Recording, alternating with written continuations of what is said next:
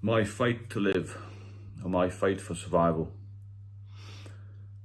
When I was taken into hospital by emergency ambulance in October 2019, I knew I was ill, but I didn't know what with really. I knew I'd been drinking too much, I hadn't been able to function very well. It was all at some points, and I got taken into hospital. I met a friend of mine down there who now recalls that I looked like a skeleton under a blanket, to be fair.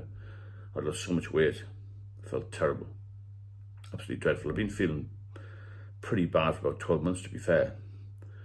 But it got to the point where I had to ring 999 because I thought I can't exist like this anymore. I was not eating, I was completely deconditioned, drinking all the time, 24 hours a day really, on and off. I got to the hospital and they do this triage thing now, where you get seen. I had this huge, well, I thought it was a beer belly, but it was hard to the touch.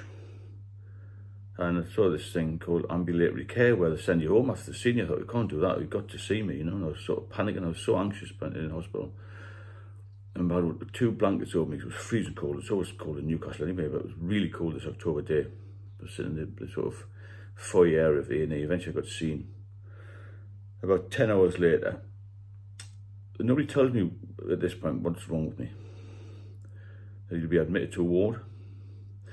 So I got admitted to a ward. It was the acute medical ward of the RVI in Newcastle, which is a major hospital up here.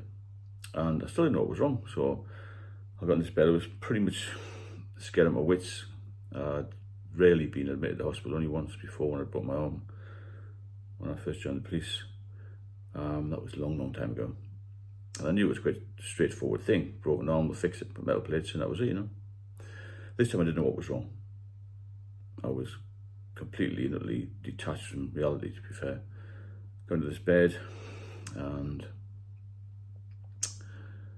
they just gave me something to eat, really, a cup of tea, some water. Then they came and took some blood. It went on for about 36 hours. I never got any sleep. You don't sleep in hospital. And I still didn't know what was wrong with me. Nobody told me it was anything to do with drinking, really. They just said, you're ill and that's it, you've got to stay here. Fair enough. I'm used to taking orders, if that makes sense. So I thought I'm in the best place. I've been feeling horrendous prior to this for months and months and months. And about 2 o'clock in the morning, this male nurse came along and said, we're going to take some fluid off you. I said, what do you mean fluid? He said, well, this stomach you've got is full of fluid. And I didn't know what it was. And then this young doctor came along a little bit later and he said, I'm going to just put this incision in your abdomen and I'm going to stick this needle in your head, the needle about that long, maybe 12 inches long, and very thin, like a knitting needle. He said, I'm going to make this incision in your stomach, it'll bleed a little bit.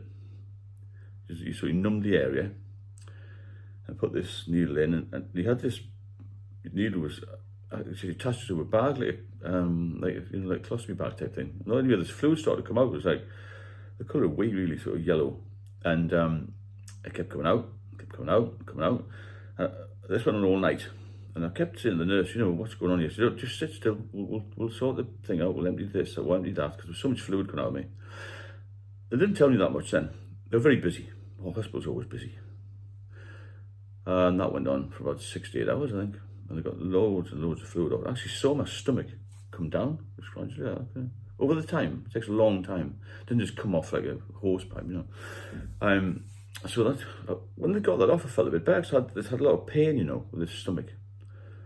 And a few of the lads in the pub had said, you know, you look terrible, your stomach's all massive. But I still had this hernia, I had a hernia as well with it.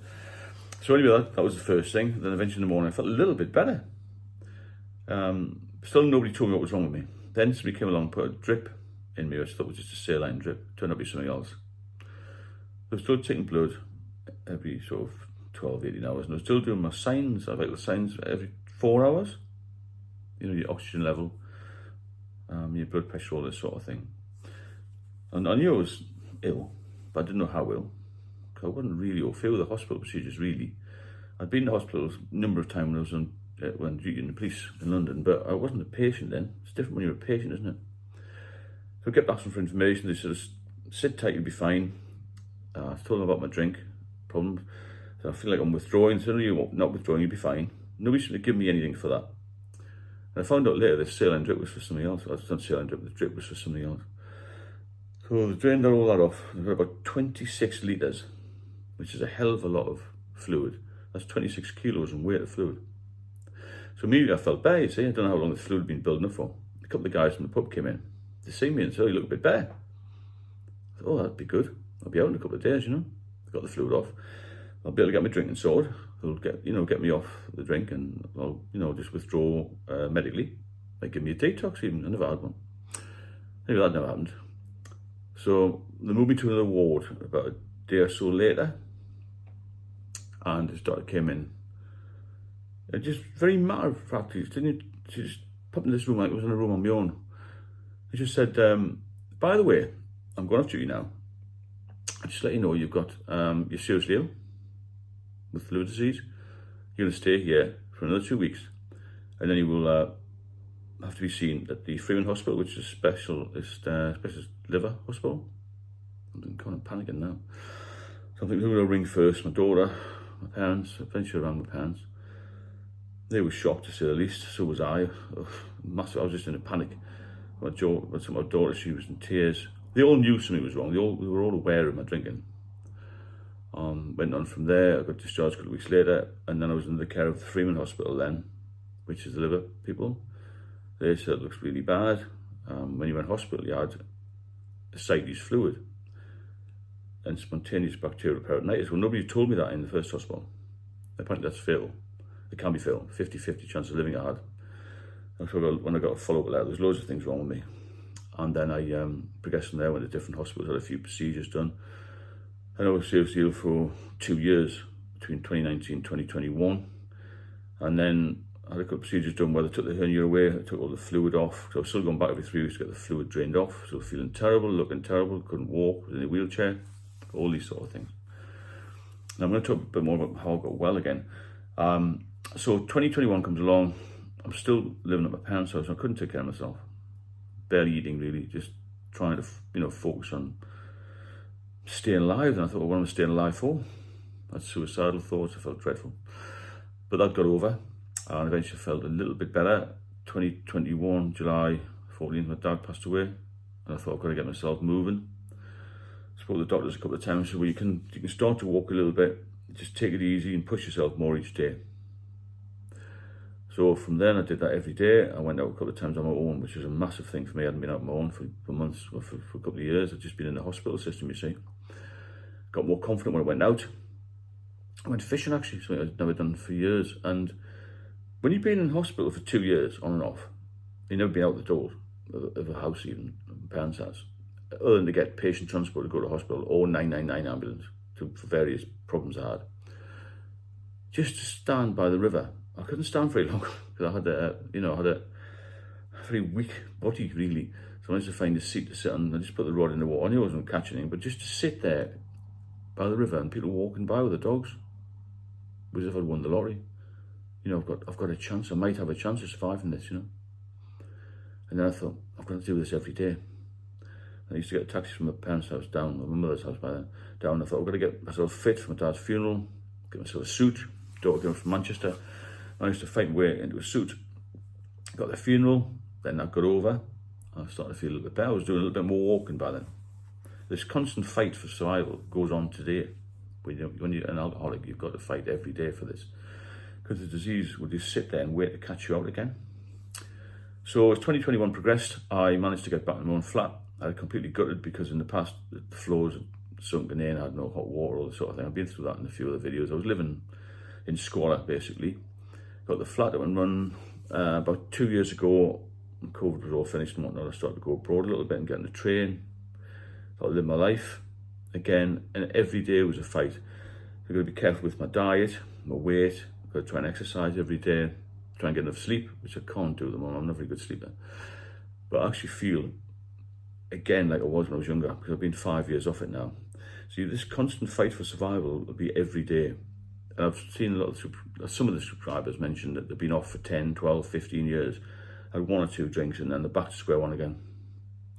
That's the fight for survival. You've got to keep focused on not having a drink.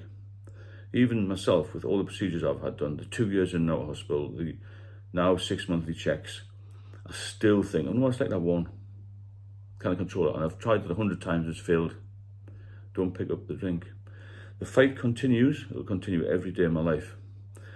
Unless you're focused, this drink will kill you. And you've got to be 100% on point with all the time. Because it's just waiting down. I've lost many friends, colleagues, ex-colleagues to drink. I've had numerous emails, messages from people who have lost loved ones at the age of 29, 34, 45, all this sort of things. So probably the biggest killer of younger people, I'm talking about younger, under 60 here in the UK. Because a lot of alcohol-related disease goes down as pneumonia. If you've got liver problems, kidney problems, pancreatitis, your immune system is pretty weak. So anything that comes along, heavy colds and all that, can develop into something much more serious.